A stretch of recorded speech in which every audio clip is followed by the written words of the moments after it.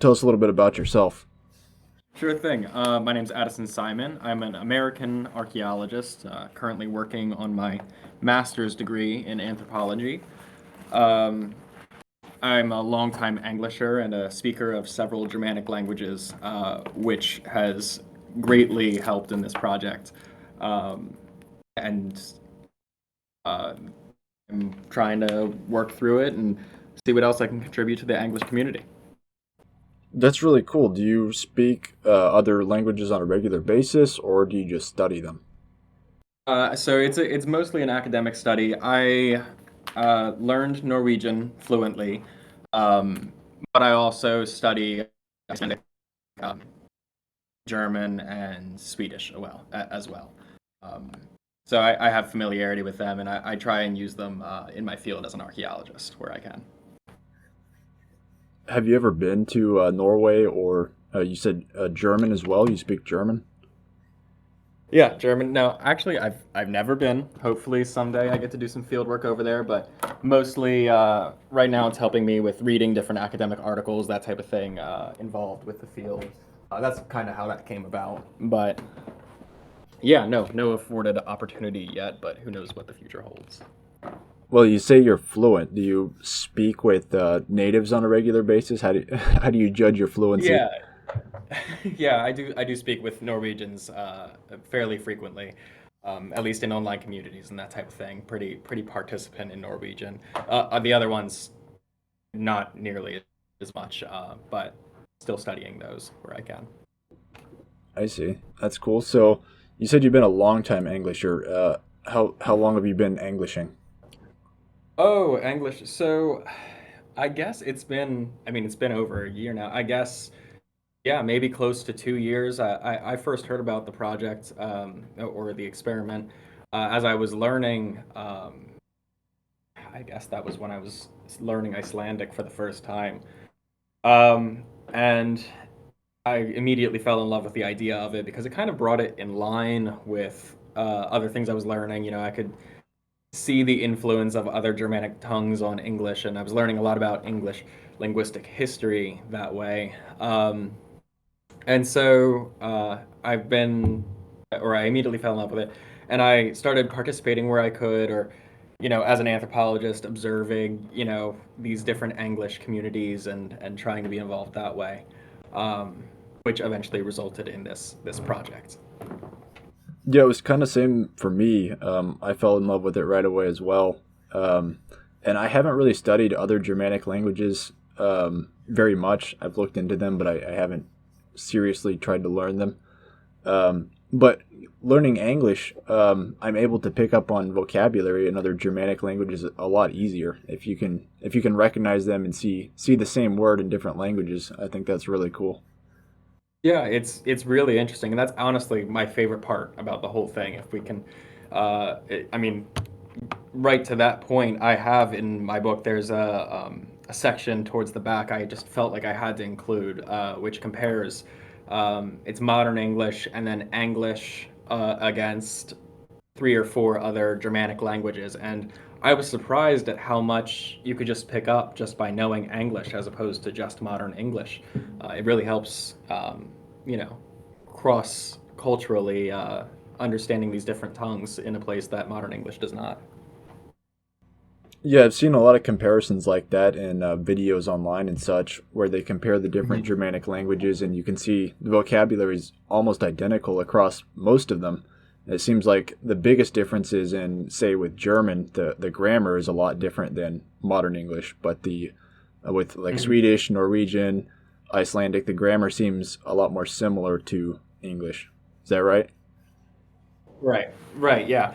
Yeah, there's a bit of normalization that has happened in some of the Scandinavian languages that German retains some of the more conservative, dare I say, medieval features of its older language. But I mean, yeah, no, even with German, you can still see, you know, they're all obviously related when you get down to it, and English helps fill that void. I guess modern English is kind of the weird cousin of the group that sticks out at this point. Yeah, I wonder, given that you've studied these other Germanic languages, I see people give percentages of influence and vocabulary in English of, you might have like 20% Latin, 20% French, and 20% German vocabulary. Um, Mhm. having studied the other ones, what would you say their relative percentages of influence, of borrowed words would they have? Like Norwegian, like what percent Germanic is it versus borrowed words? Oh, you mean eh, like the influence on Norwegian or the influence on modern English? The influence on Norwegian, like how would you say it compares, in Yeah. terms of how many words it's borrowed compared to English? Yeah, so that can vary greatly depending on the Germanic language you're talking about. The Scandinavian languages, the mainland ones, Norway or Norwegian, Swedish, Danish, they have a fair bit of influence from particularly Latin languages, things that have come in. Like right off the top of my head, their word for a novel is a Roman. Um, which of course comes from, it's what the Romans had. It's their books and all that. And so there's basic books that they have, or basic words that they have. They also have the word book, but specifically for a novel, it's a Roman. It's these everyday objects have some Latin influence on them. Um, as far as percentages go, I mean, it's a relatively low percentage of their words. English is the one I believe I would say was most influenced by um, Romance languages. But then you have things like Icelandic, which are the total opposite end of the spectrum, which I don't know if you've seen how conservative their language is, but they have a ministry which is in charge of keeping the language conservative and only constructing new words based on existing roots in Icelandic. Like the go-to example is their word for a computer is a tolva, which is it's like a portmanteau of their word for number and Cirrus.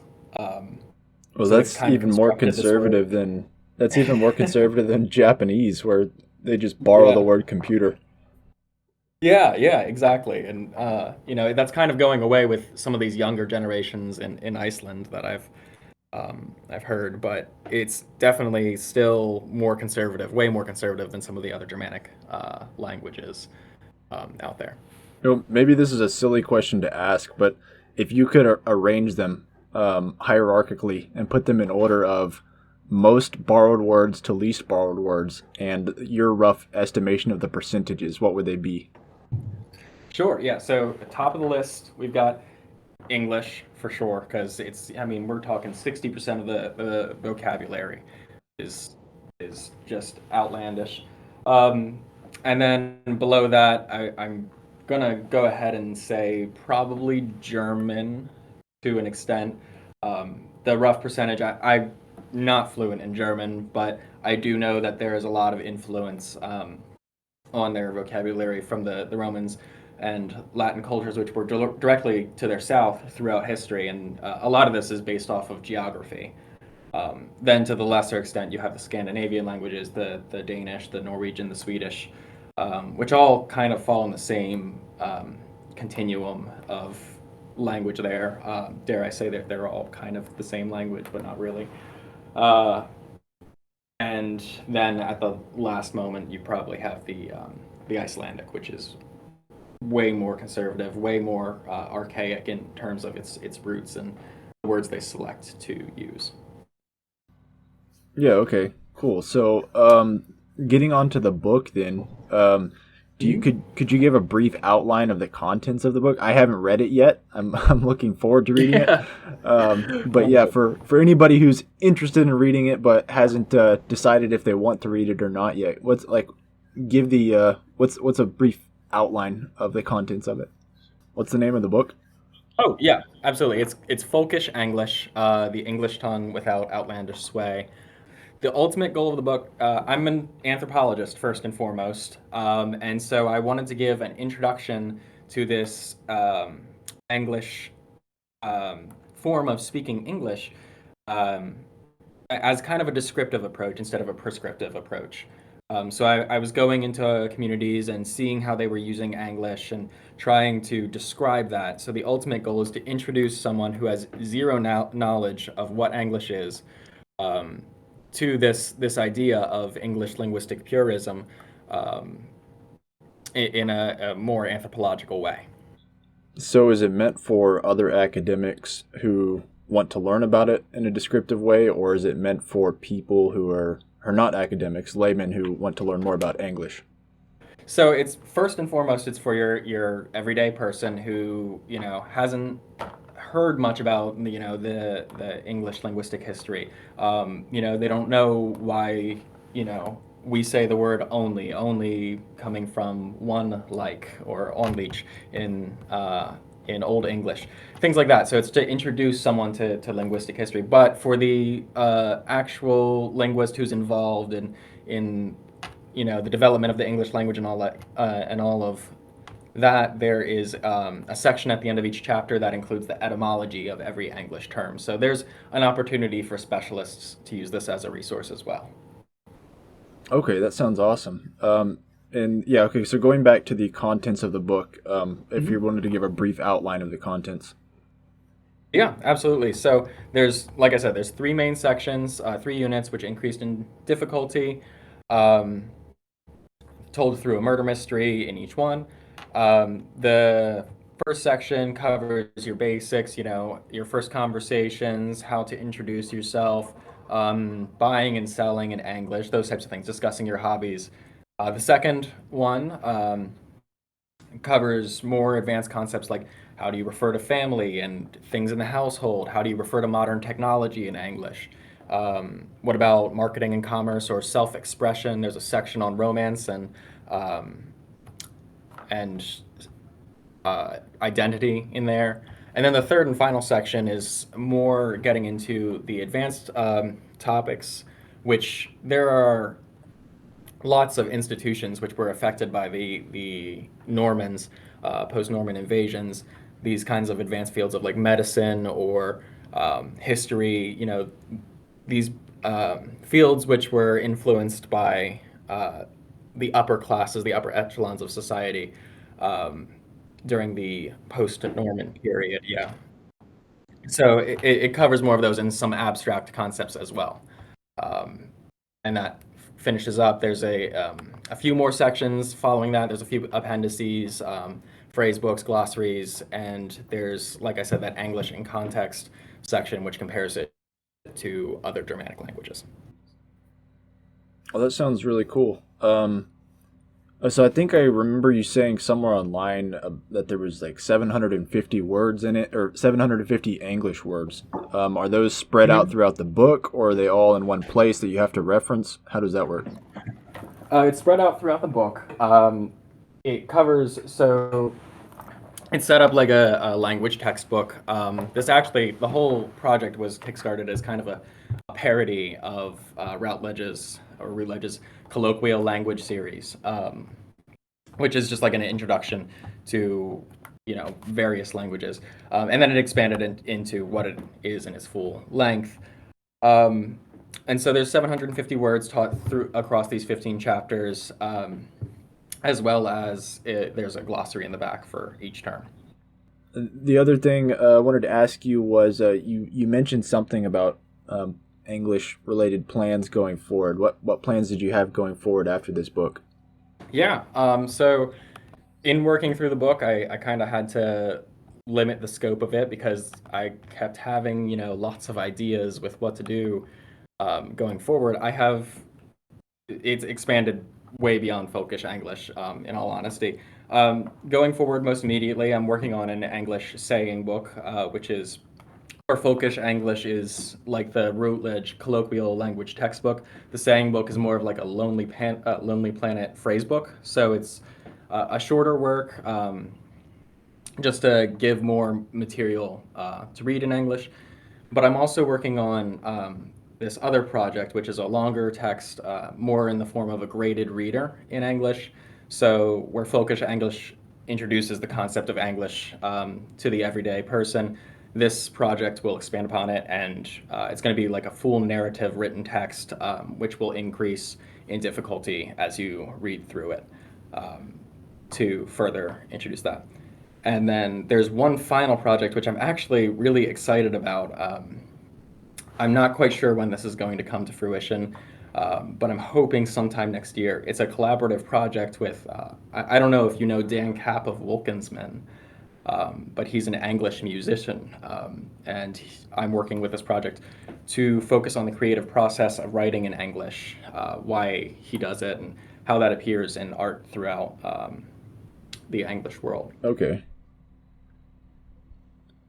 So when do you expect the first release of one of these secondary projects that you're working on? The English saying book, I'm going to hopefully release later this year.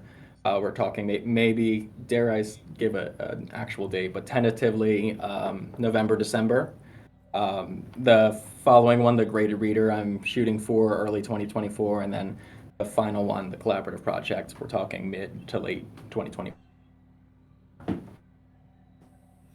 The collaborative project with the musician, has this musician ever posted on the subreddit? I don't think I've seen this guy. I don't know if he has posted on the subreddit, but he does know English fairly well in talking with him.